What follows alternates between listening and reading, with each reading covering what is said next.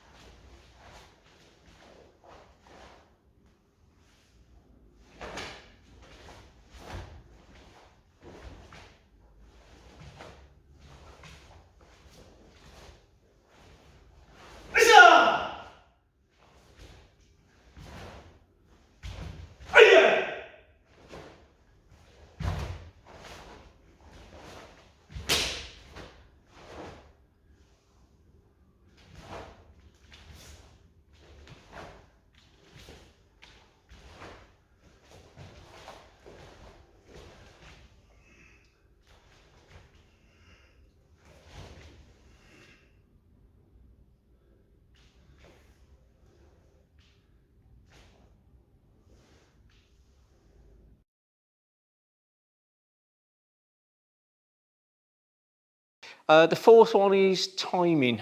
There's some elements within the movements of this kata that you might want to have a look at the timing to get the best out of the techniques. So we'll do a little explanation on that. The fifth one is the subject of Kyo-Jitsu, which we've not covered before, but I think this is probably a good time in the series where we look at Kyo-Jitsu and the interpretations around that. And the final one is a little bit sort of esoteric, and it's vital points. There are some techniques in this kata that in typically Chinese fashion are going for vital points. So I'll have a little look at those. So that's the key points in history to come. So key points number 4, timing. About a year ago down at Shinkido Dojo, the brown belts were practicing. And it involved throwing a punch and then a kick. And they were struggling because they couldn't get the kick to work. And I was looking at them, and I've played drums since I was a teenager, so I got them to count in drum timing. So instead of going 1, 2, I got them to go 1 and 2. And that extra beat, the and, gave the opponent enough time to move so they could 1 and 2. Now the kick worked. So timing, especially in close, is quite important. So in drumming, there's a technique called a flam. So rather than 2 beats together, you get a slight pause between the first and second beat. So looking at the Sensei demonstrated taking this to clear, I'm not really sure what effect it's going to have on him. One of the things Sensei does in the lesson is he comes round, does that. If you're relaxed, nothing happens. If you're tense, then your head comes forward. So I don't really know if he's going to be a nice relaxed guy or whether he's going to be a tense guy and I'm ending up wrestling him. So I just want to pause between the contact so I can see where he's going to go. So if you just think of it in drumming terms as a flam, instead of 2 beats together, just slightly, and you'll find you'll work out where he is and you'll be more accurate. And this applies to your sparring. We used to spar years ago, and all the senior grades, they always seem to be able to get their techniques to work, and I'd be like, and I think it's this. I think I was just going 1, 2, 3, 4, 5, 6, and everything was getting crowded. I think if you give yourself 1, 2, and 3, it gives it a little bit of space, so you can work out where your opponent is and get your technique in. So, key point number 5, Kyo-Jitsu. Couple of meanings, a couple of interpretations of this. The first one is empty and full.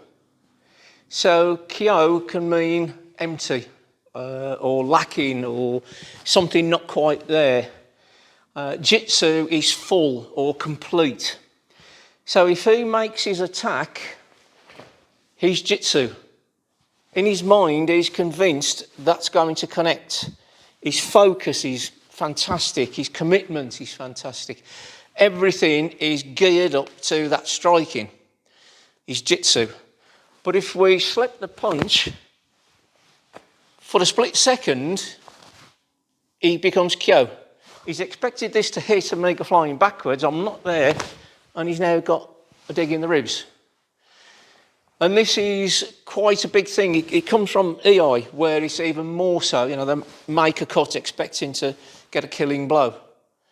But it's an important part of training, is their commitment to the technique can be their weakness, because once you take that away, once you've removed it, they become Kyo. You have a split second where you can counter-attack. And hopefully that little split second of indecision or shock, where's he gone, is enough to get your technique in. And this is why Wado is such a good system. If I rely on this, he's only going to be Kyo for a very short time, and I may not have time to get this punch off.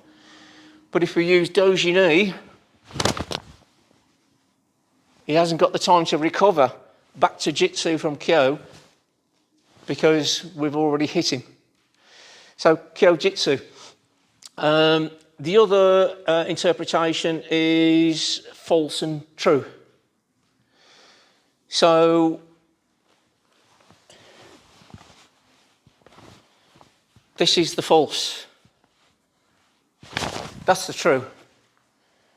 So I'm just setting him up with something, again, to make him Kyo.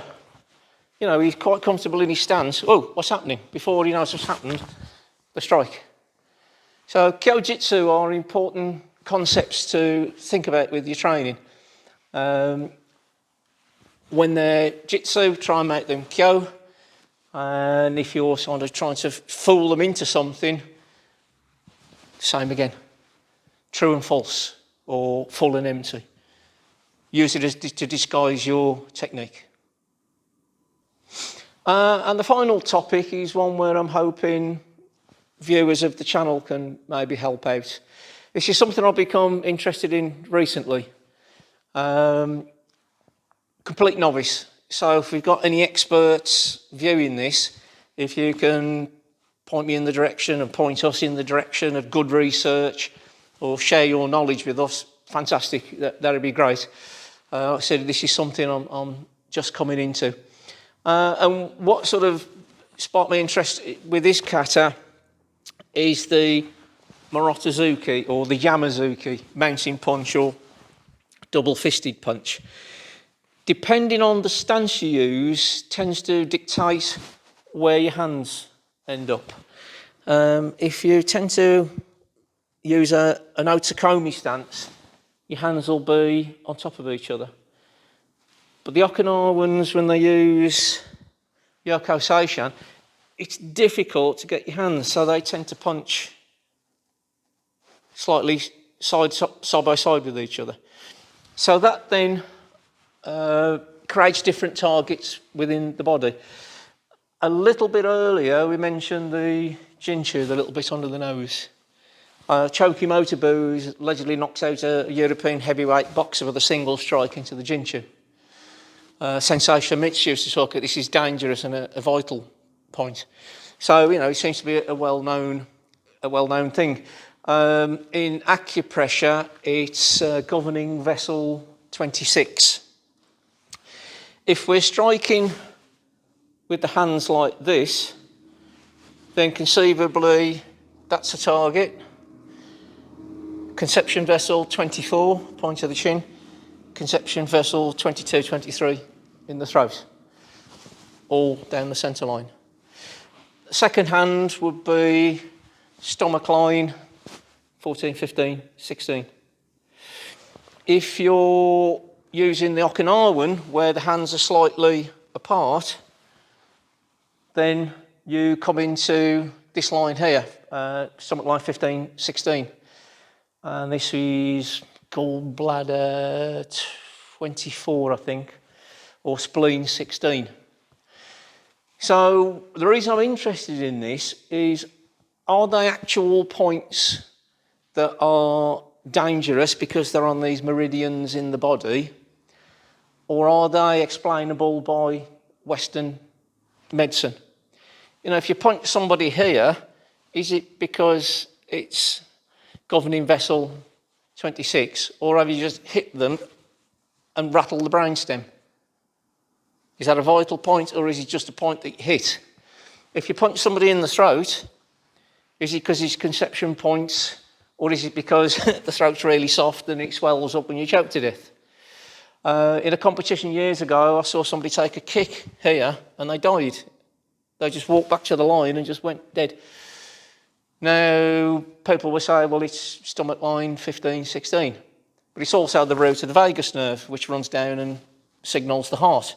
So striking there, hitting the vagus nerve in Western terms, turning things off. These points here, the spleen and gallbladder lines, that's roughly where the boxers like to get the liver shots. So are you hitting meridians and vital points, or are you just punching somebody really hard in the liver?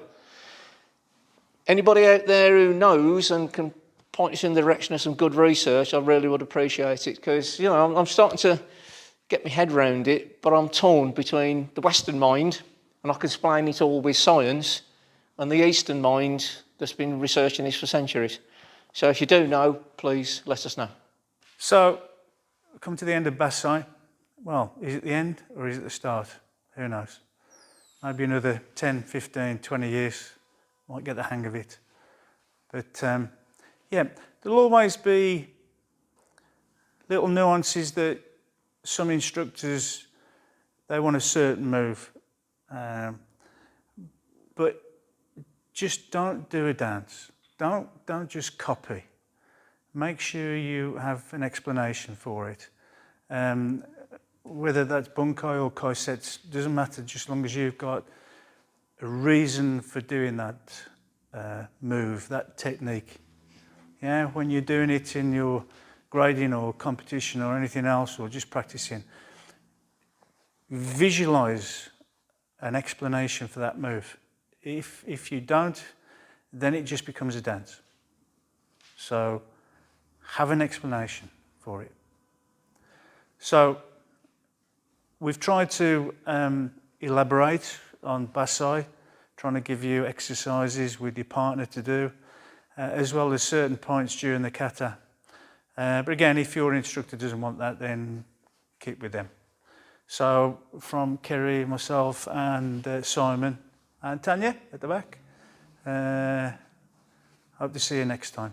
Thank you. Aish.